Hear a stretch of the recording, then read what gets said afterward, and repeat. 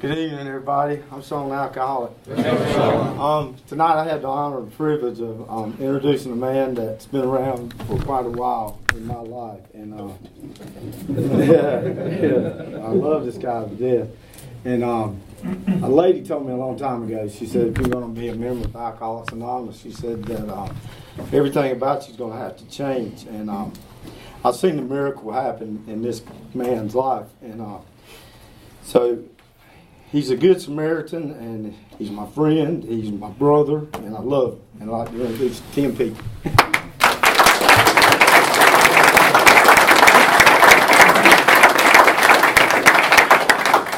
He done me in, I'm telling you. I appreciate that, Sean. I sure do.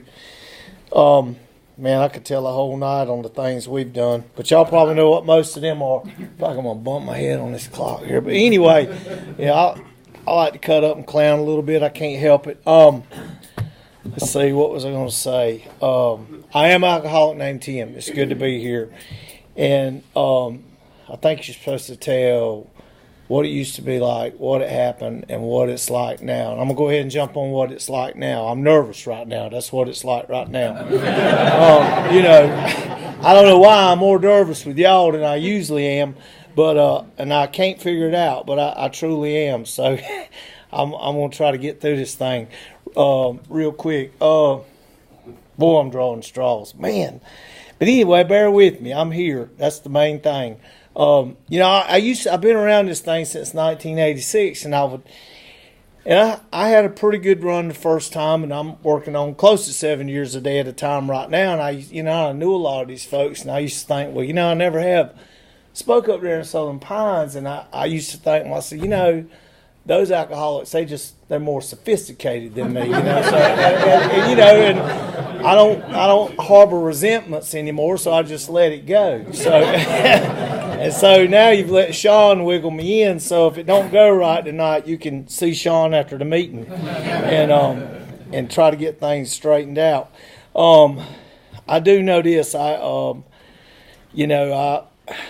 I figured this much out, and this is just my opinion.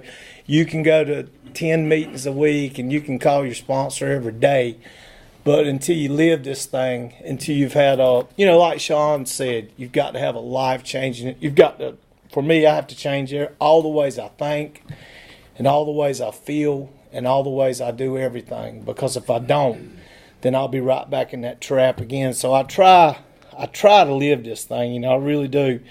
And it's a challenge. It's a challenge for me. I do have a sponsor, it's Harold Pearson, and he's going to stand good for that tonight. I know he is. And I am trying to sponsor some people, and so it's still a learning process for me. And I do have a home group, and that's the Old Time Structure group, and I try to stay faithful to it every Wednesday night. No matter what happens, that's my home group, and I enjoy being there. And I enjoy seeing Harold on Wednesday nights, and if nothing else, I'm there. I get to see him. I get to talk to him. Sometimes we don't even have nothing to talk about, but just visiting with him and knowing that he is my sponsor, and that he guides me through this life a day at a time, and he don't have to mess with me much, and I don't mess with him much because. If I'm whining, he'll set me straight pretty quick. I paid my Lowe's charge card off the other week, and I was so proud of that thing. I hate charge cards, and we were out there at the colony. We were changing the lift station. I don't know if y'all know what a lift station is, but it's a pretty dirty job. And I got to whining about my air conditioner not working, and how I just paid my charge card off, and I was going to have to go buy one. He looked at me and says, well, sounds like you set up to go get that air conditioner, aren't you? So I just shut my mouth. I knew that was get the air conditioner and quit whining. So, that's the way he deals with me, and when he has to, and it works.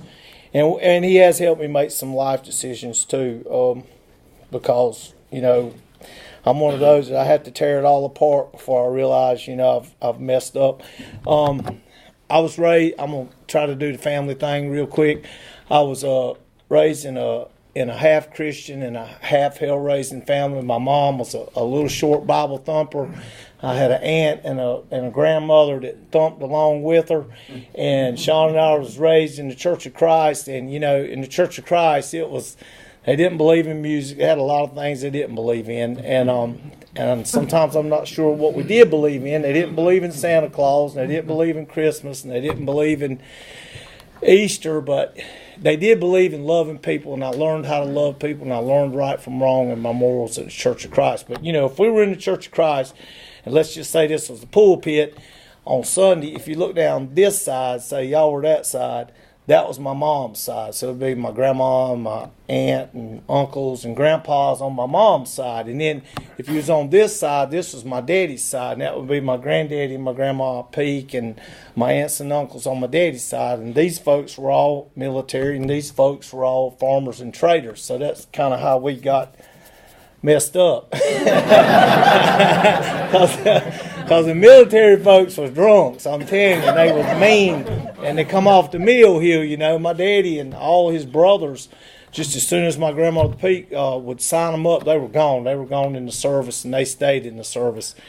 And it could be a tough situation. We had, I guess, a normal childhood, as normal as I knew what normal was.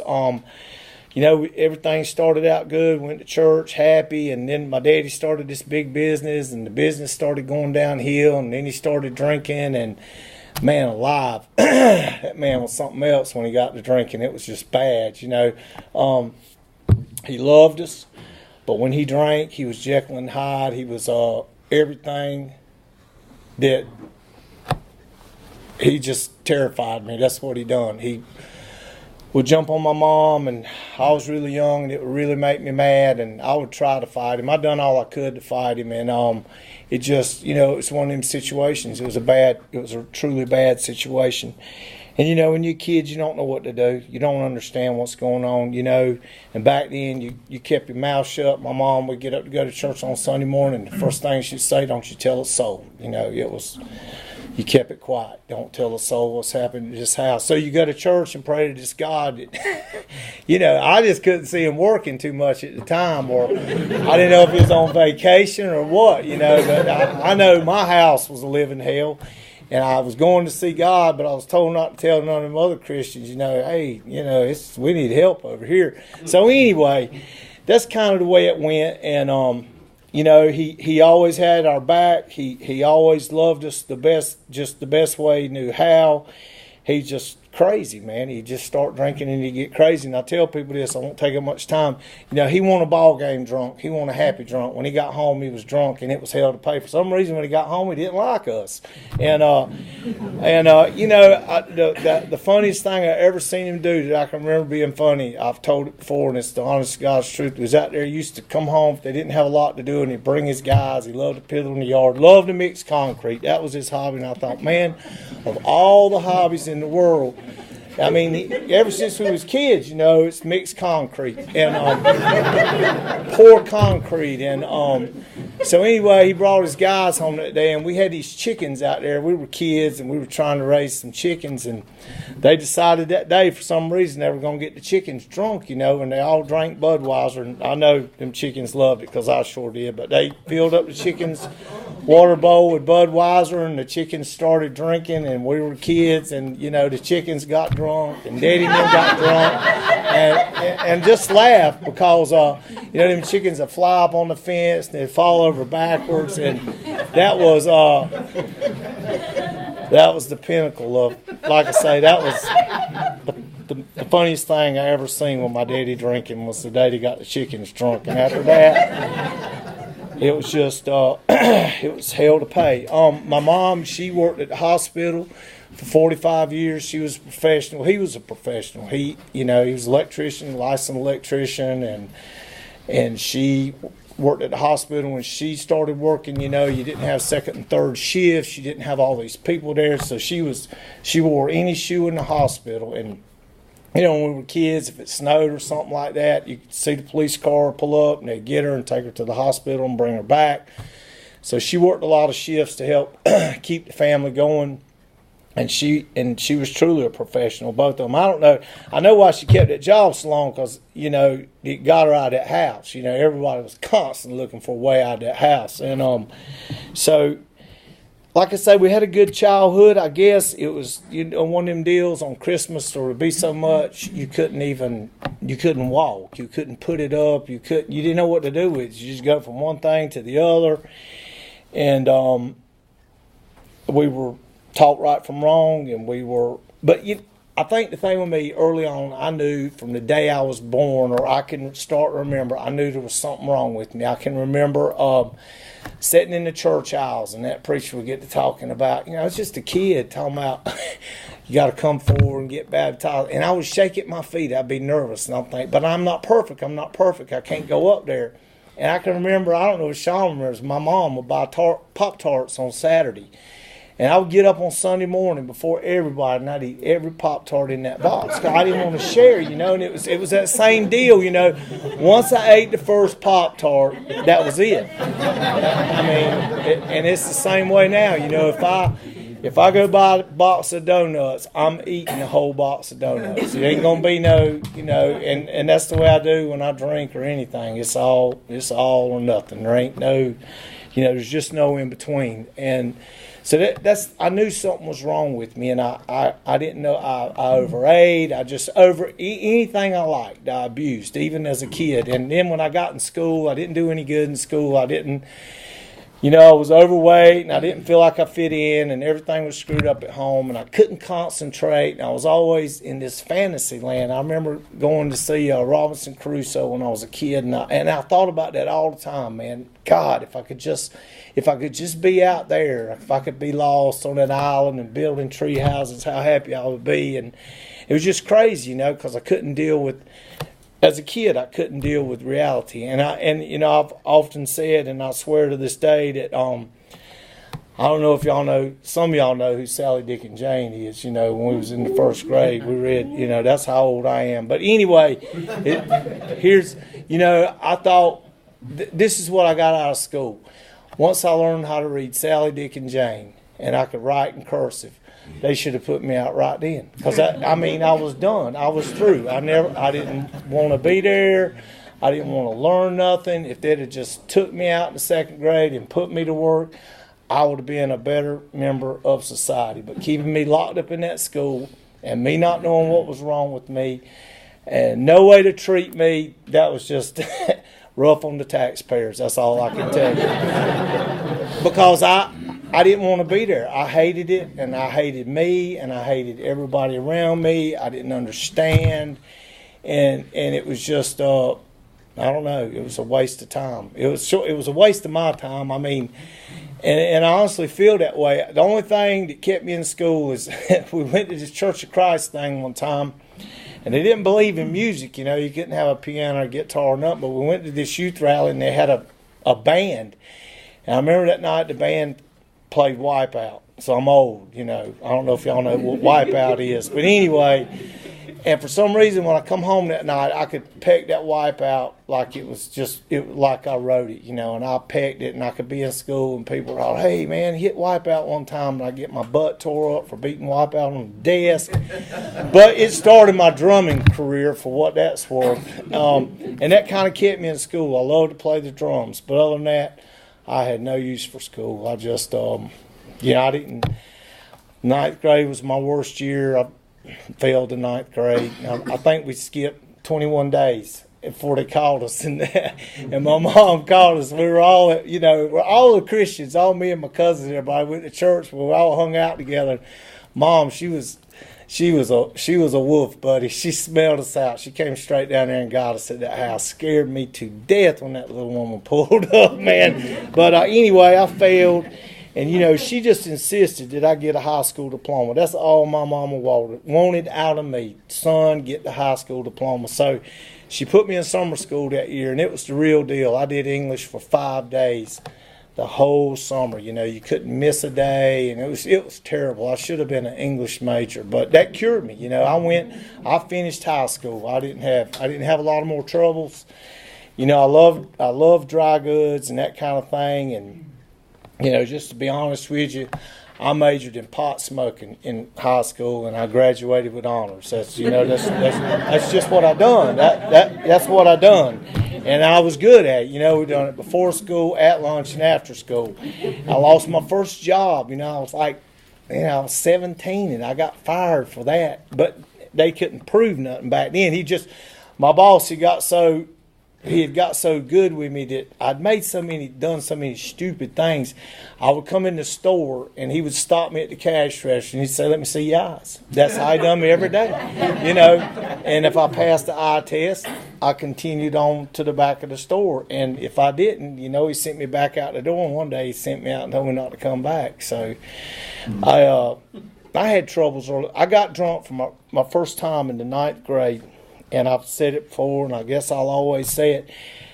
When I got drunk that day, it's the best thing that ever happened to me in my life. I was so free and so liberated and so happy. I was as good looking as you. I was as skinny as you. I was as mean as you. I just had no fears. I had no fears, and I'll never, ever forget just how good every time I drank, it made me feel. Every time. It set me free.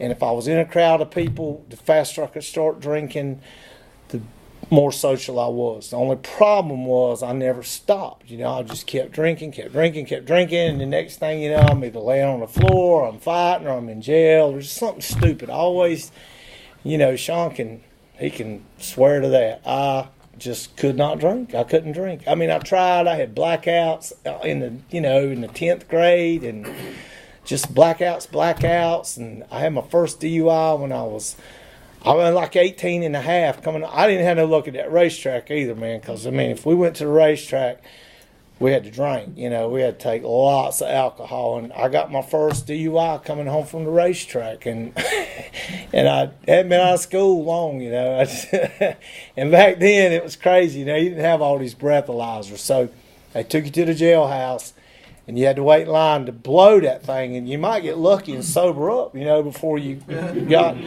I didn't get that lucky that day, But, and my mom, I didn't have nobody else to call, so I called my mom. And that old jailhouse in Richmond County, it looked like a haunted house. And, you'd have all these state patrolmen, all these drunks out there trying to stand in line, waiting. The line would be out the door trying to get to that breathalyzer. And, here she come to get her baby. Don't mess with the baby. And she walked right up in front of all of them. She got me by the hand, drove me to the car, and took me home. That's the way she was. My mom, my grandma were just big time. My grandma was my favorite enabler. I could not get along with my daddy. By the time my daddy's business went south and we lost everything. So we moved in with my grandma. And I ain't never had a hard time, folks, but I swear to you, there was 6 of us in that house, 7 of us in that house. There was 1 commode, 1 bathtub, no shower. And so you had a plan, man. We was in high school, too. Me and Sean was in high school, and there was a plan about using that bathroom. And so we moved in with my grandma, and my mom and dad finally bought a new house. And I said, Grandma, I believe I'm going to hang out here with you. And she said, maybe you better. And so they moved. I stayed. And, man, it was party on. Grandma just, it didn't matter what I did. She had this little 2-door Chevy. Anyway, wish we had it now. But I'd steal her car at night. I didn't have no license. And I didn't have every car I got I wrecked and tore up. But I'd met this girl. I never had any luck with a girl. Every time I met a girl, I wanted to marry her. I started that mess early. It's like I'm never going to get another girl. I'm like, God. But, she lived way over in Hamlet, and I'm thinking, man, I got to get over there. So I wait for Grandma to go to sleep, and I'd take the car, push it out of the driveway, go to Hamlet. And she lived on a hill. It's called Park Avenue. So if I timed it right, I could fly back down the hill and roll the car back into the driveway. But she got wise to me, man. That poor woman, she'd sleep with a pocketbook like this with the keys in it. And I couldn't get the thing. That made me so mad. I'm like, dang, boy. And we would sneak out of the house. I was constantly going out that window. And I know when I get called, I'd come home, a little bit too late. Boy, she'd be in there cooking breakfast, wanting up like her breakfast, and sneak around that window and push it up, and it'd be locked. I'm like, God, no. So go go around, you know, and she let me in. I wanted in anyway. It's time to eat, you know. She just wanted to believe in you eating. But and I'll never forget one night I had this old girl, and I was in the bedroom. I was pulling her through the window, you know, and Grandma come up behind me and said, "Get her out of here," you know. I was pulling her in, and Grandma was running her out. Just you know, and that's the way it was, man. She was just, she loved me and Sean and my baby brother. We had a baby brother that come along. It's 14 years difference than me. I don't know where that cat come from. We called him the milkman's baby because, you know, when my mom and daddy walked in there that day, and, you know, it was one of them love babies. My mom and daddy, my daddy, he was trying to sober up. So, you know, oh, let's have a baby, and that's going to make things better. And I'm like, man, you are crazy. You know, I don't. But they come in there and say, we got something to tell y'all. I was on the ninth grade, you know, and like, we're going to have a baby. And I remember I remember where I was sitting. I think Sean was right beside me. I looked down and I thought, man, there's just no way. And I thought, surely the stork's bringing that thing, you know, because I looked at them and I said, I mean, I know how my kids look at me now. And I thought, I know the stork's bringing that one. I know y'all ain't been naked together. But anyway, you know, we had this 14-year-old. He's 14 years difference, and I loved him coming along just because I don't know, I like kids like that. I've always spent a lot of time. We had a lot of good times, and you know, I know Sean enjoyed him, and so he come along. He was a love baby. He was an alcoholic baby, and I just remember how bad I despised my daddy at that time in my life. I didn't want to live with him. I didn't want nothing to do with him. I remember I went to band camp for my first year, and they come pick me up, and they was in the car, and it was like, well, we're going to go to church this Sunday. Don't you want to go? Your daddy's got saved. And I'm sitting there thinking, I don't care if he's saved. I don't care nothing about this cat. Just keep him away from me, and, you know, let me, and I couldn't help the way I feel. I couldn't help it, you know. It's just the way it was. It's the way I felt about him. And for the things he had not necessarily done to me, but had done to my mom and just the whole thing. I didn't understand. I didn't know what was wrong with me, and I sure didn't know what was wrong with him. Other than I thought, man, this cat's crazy. You know, he's just Jekyll and Hyde, and he's crazy. But you know, I lost so many jobs real quick that I couldn't get a job anymore. The last person to fire me was my uncle, and I couldn't understand that. He told me, he said, don't leave this place unlocked. He said, I didn't have a license, you know, Grandma was taking me to work, and I said, well, okay, I won't leave it unlocked. So I locked all the doors and went out the window and went to the store. And, you know, I come back, and my uncle said, how did you leave and lock these doors? I said, I just crawled out the window, you know, and he said, well, I've had it with you, you're fired. And I was like, dang, man. So anyway, I had to call my daddy to come get me, and I really hated that. I called him, and I said, look, I've been fired again, ain't got no job. Sure didn't have no education, folks. I'm telling you, I wanted out of school, and that's what I got. I got out of school with a diploma, and that was to make my mama happy. So, you know, but I was already to the point where I couldn't keep a job. I couldn't keep a driver's license. I didn't have a car. I mean, I was 20 years old, and I'm already just losing license and wrecking. Man, let me tell you, talking about wrecking some cars and getting some tickets. I wrote a book on that thing for a while there, and just constantly doing crazy stuff. It's a wonder I didn't get killed in the car. But, you know, my life was already at an early age like that. It was just in a shambles, and I didn't know what was wrong. I didn't know what was, I mean, I didn't go around and break into people's houses and that kind of thing, but I just constantly done stupid stuff. When I drank, man, it was game on. And then I had this terrible look. I was constantly getting in trouble. I didn't even know why I was getting in trouble. I just was. I got arrested for armed robbery one time, and I didn't do it. You know, I didn't have anything to do with it, but they come to Grandma's house, and my aunt was there, and they were reading me my rights and said the FBI was coming, blah, blah, blah, blah, blah. And Grandma was sitting there. That guy was reading me my rights, and we was in the living room. She said, boy, he sure is good looking. I said, dang, Grandma, he's fixing to take me to jail now. He's up. You know.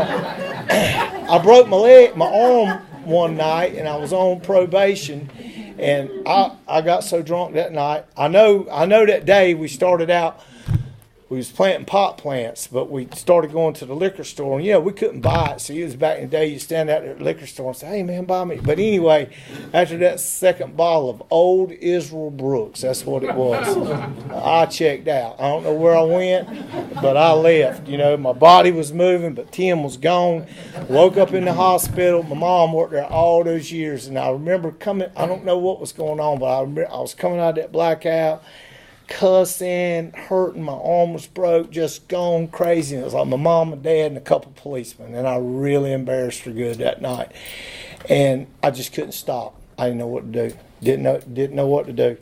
So finally one time we went to the racetrack, and me and Sean got to arguing. There was a load of us. We was in this van, and I just got drunk. I'd had a job for 6 years. I had a good job, lost it, and so we went to the racetrack to make things better. And, we bought all the beer we could buy. We got all our friends together. I mean, we had a crew. And then we had my cousin's nice Volkswagen van.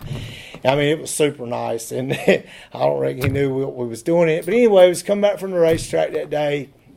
And I was drunk. I was driving. Everybody was drunk. I was just a drunk driver, but everybody was drunk. And we were at the little boat club, and there's this bad curve, and I don't know what happened. I know one thing, that Volkswagen got away from me. And I can remember, it was like a little school bus. Everybody was sitting in there, and that wheel started going this way and that way, and I would turn it, and I could look back, and I could see the van go like this and the people go like that. And somehow we saved it. So when we got home, Sean was mad at me for my bad driving, and we got to fighting, and it was it was just a bad scene, police cars and all this craziness and bruises. But I got my gun out that day. It was a Sunday, and I had this Mini 14 with a 30-round clip, and I said, "I'll show you." So I commenced to shooting up the neighborhood, and I shot it up pretty good. And old people and all that, and I'm out there with that thing like Rambo, just pop, pop, pop, pop, pop, pop, pop. I don't even know who I was shooting at. I got no clue who I was shooting at. I was shooting though, I'll tell you that. and for some reason that day I said, "Man, you know what? You are crazy. You are as crazy as the man you can't stand." So anyway, my mom come to me, she said, "Do you want some help?" I said, I'll give it a try. I said, "I don't know what's wrong with me." And I said, "Don't take me to no preachers." I didn't know nothing about AA. She took me straight to Samaritan Colony to a preacher. And I met Mac and I met Harold. And I said, "I'll ask you not to take me to a preacher." But anyway, I went down there, and for the first time in my life, I talked to them some. I talked to Mac, and I was smiling. I don't know what I was smiling about, but I had this little piece of freedom in me. I didn't quite understand what was going on. So I said, "Well, I had to go to court in East Carolina for another one of my shenanigans." And Sean was with me. I think he was just bad luck for what was going on the whole time. And I'll honestly say, 2 or 3 times I got some serious trouble, and as drunk as I was, I could hear Sean say, "Let me drive." And I can remember saying, I got it. And every time I did, I'd wind up in jail, And but anyway, so I went to Samaritan Colony, and I stayed 10 weeks, and I found out a lot of things about me that I never knew. And I come out of there, and I had a new way of life. And most of all, I had a choice about what I was going to do. I had a choice whether if I put anything in my body or not. I had a choice whether I drank. I didn't have nothing else on God's earth, but I did have a choice. And I didn't have I was such a big shot. I was telling my mama, she drove me to Samaritan Colony. You couldn't tell me nothing. Pull up at Samaritan Colony. I ain't got no driver's license. I ain't got no car. I ain't got no job. But big shot, and Mama, you reckon that woman was happy to throw me out the front door? I'll be back whenever. And that's the way it was. I didn't have nothing. And so I left there, and I wanted things to be good. I wanted to get married. I wanted to have children. I wanted to have a home. And I was dead serious about that thing. We started meetings, and we done prison meetings, and we stayed on fire. And I went to a dance one night at the other fellowship. Met my wife. Never seen her before in my life. Never. Had no clue. But I seen this gal. She had this big smile. Fell in love. I waited for her. And I always had a hard time. I could find a woman when I was drunk, but I just couldn't seem to talk to him that good when I was sober. But I seen her go in the bathroom. I said, I'm going to go wait at the bathroom. When she comes out the door, I'm going to jump her. And that's what I done. And we got married, and we, she's pitiful. She just couldn't see, but I truly fell in love with her. And so we had 2 kids, and I actually had a little house right then. My grandma, she at the time she had a lot of money, and I wanted a house, and I would work, and I would usually pay my bills. And I called her and I said, how about helping me buy this house? And Grandma said, you're just crazy. And I said I'll wait about an hour and she'll call back. And she called back, and she bought me the house. Well, she gave me the down payment, which was pretty large at the time, and she made the down payment, and she kind of co-signed for me. So I had my first house, and after, I didn't have it long. I got it. As soon as I got the house, I quit work. I had this house. But I did. She helped me buy the house, and the first thing I done was lost a job I'd had for 6 years. I mean, a high-paying, good job. That's the first thing I done, because the party started. I swear to God, the neighbors put up no trespassing signs facing my house. In other words, when we pulled in the driveway, the signs were turned like this, and we ain't even got started yet, man. I mean, they was already.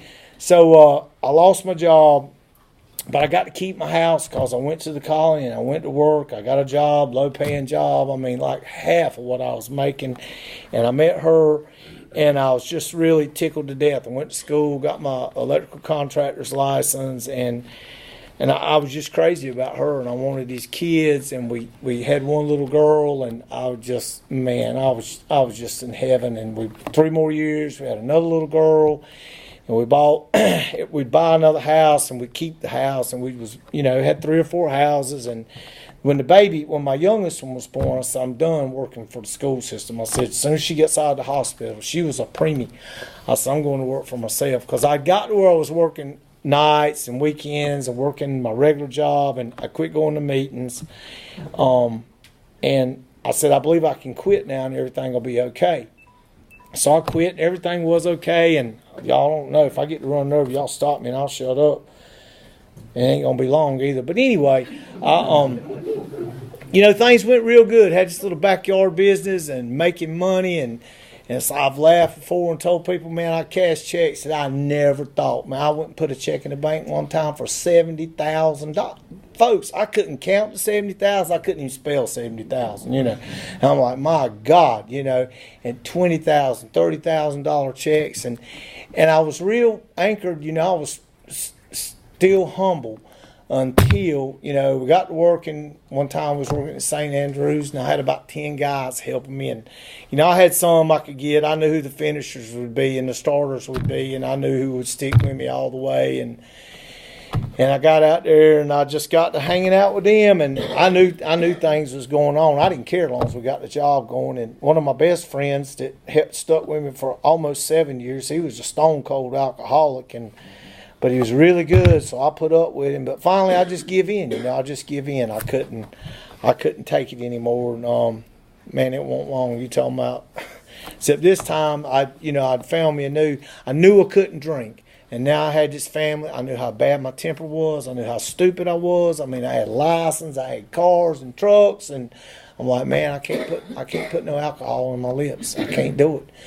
But these guys had introduced me to some dry goods, and I thought, geez, man, this is grand. I could put them all in my pocket, and I could wobble like I was drunk, but my eyes weren't red, my breath didn't stink, and the party was on. But I got to messing with that thing, and by the time, I just didn't. It was just over. It's like they used to say about Walmart, said J.C. Penney's and all the rest of them, said, hey, man, by the time they seen Walmart coming, it was too late. By the time I got to messing with that, it was too late. I did not know what I had got myself into. I had no clue. And so anyway, and I got real kind of sort of bad off, and my baby brother, who I love so much, to make things real, he comes up to me and says, hey, let's build some chicken houses. Never seen a chicken house in my life. Never been in a chicken house. He didn't have no credit. I said, man, it sounds like a good idea to me. And me and my wife had never fought until then. She told me, she said, "You build these chicken houses? You're crazy. You're losing my mind." And finally, I just kept on agitating her. And I said, "If you just sign for these stupid chicken houses, you'll never have to go up there. All you got to do is sign." And she did. And so the next thing you know, we got 4 chicken houses. I borrowed $758,000. Got no clue how I borrowed it. I mean, I couldn't borrow $758 today. But some fool gave me $758,000, and we had 4 beautiful chicken houses on 40 acres of land, and I loved it. It was paradise starting out. But anyway, between the electrical business, the chicken houses, and all the goodies I was doing, it didn't take long. But we got lucky. We sold the chicken houses, and so all these houses we had, we'd kept them for a while, but I got to where I wouldn't mess with them. I wouldn't rent them. I wouldn't do nothing. And it just kept going downhill. My wife told me, she said, "I'm going to sell them houses." And I thought, "Oh, you go ahead. You can't sell nothing." She sold 2 at one time. She said, honest to God, she said, "Meet me at this such and such slaughter." She said, "I got 2 of them sold at one time." But, the more we sold, the better it got. We was just putting all this money in the bank, and Tim was just having a ball. And anyway, so finally I run through everything. We didn't have nothing left, and she put me in treatment, and her and Harold did. I blame that on him too. But but I went to treatment, and man, it's been terrible. I mean, it was terrible starting out. And she kept telling me, "You got to get sober, and you got to get sober, and you got to get right." And the soberer I got, the more she hated me. I never seen nothing like it. After 5 years, buddy, you talking about hating somebody? She couldn't stand me. It just it got worse and worse and worse. So I ended up she threw me out the house pretty much. So I moved out to the colony, and I stayed out there 2.5 years, and it's just been a real humbling experience, to say the least. It's been a humbling experience, but I'm okay with it today. I'm at peace. I've found out maybe less is more. I don't regret the past, and I hadn't shut the door on it, and I have a real good time. But it has been a humbling experience this go round. When I came through the first time, I didn't have this wife and I didn't have these kids. And this time, but the most important thing has been my children, because we never had a bad experience, and they love me and I love them. And there's been times when they have kept me sober more than once, just thinking, trying to decide, is it really worth it all? And then think about them and go, yeah, it's worth it all. It's worth everything. This weekend we went to, we called it Ten Peak Chevy Chase Father's Day Vacation. And we lived, man, we had a blast. We went to the Sliding Rock, and we slid on the rock, and we went to the Natahallie Gorge, and we did 10 of these just god-awful things. They strap you in 350 feet off the ground, 65 miles an hour. Then we went down the gorge, and we turned they flipped the whole raft on us on the category 3. I mean, it was just awesome. I mean, the last picture they got of the thing was the boat floating down the river with nobody in it. We had this cocky little guide, and she was like, she was a safety guide. In other words, she took 6 boats up there and a whole bus load of people, and she had us, and she had the safety ropes to keep people from drowning. And the next thing I know, that gal was in the water. Her eyes were this big. I mean, she was in shock. She was humbled. And the thing was, to me, I was the first one to go in, the last one to come out. And it was a hydraulic. And when I hit, I felt like that God had took me and shot me in this big bottle of ice cold champagne. It was just millions of bubbles, freezing cold, and I was like in a cloud. I didn't know if it was going to come back up or nothing. So, that's what it's all about for me today. I still got that. My wife used to say, she'd say, "I'm trying to raise ladies, and you're trying to raise rednecks." And I thought this weekend, I said, we both did a pretty good job. They're smart, they're good looking. My oldest one's fixing to finish 4 years nursing school. And life's tough too. Everything was going good like that. I get a call Tuesday night. She's been in a wreck. Car's tore all to pieces. I had to have a tooth extracted. And, and it got pretty bad because I called Harold. I was pretty frustrated, but the thing is that I don't have to drink. I don't have to do nothing stupid. I get up, I pray in the morning, I get on my knees. That's the most important thing for me, because if I get on my knees and I pray, then I'm letting me know that I am not the boss and that God's understanding me is. I try to read this book, I try to go to meetings, I try to help people, I try to do anything I'm asked to do, and I'm truly blessed with this life. And this is the only life I got. I'm either going to be here with y'all or I'm going to be out there being stupid. And I'm getting to the age where I don't know how much more of that I got left in me, and I don't want to know. I try to make a conscious decision every day, and it's work, and this is where I belong. I understand me. Y'all understand me. I understand y'all. This goes a lot better than school did ever. And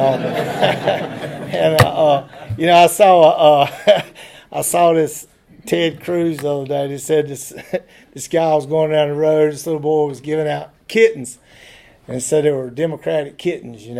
About a week later, the guy come back by, and the boy was giving out the same kittens, and this time they were Republican kittens. The guy stopped and he said, "Look here," he said, "what's the difference in them kittens this week from last week?" And he said, "They got their eyes open now."